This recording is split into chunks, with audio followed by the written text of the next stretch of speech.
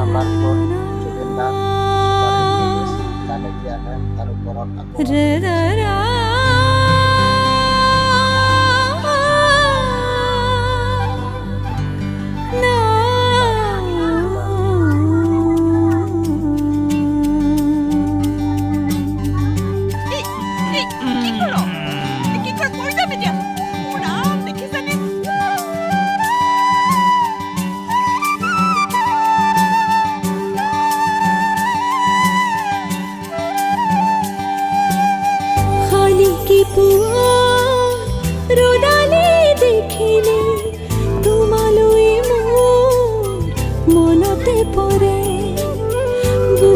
আপোনালোক ইয়াত যে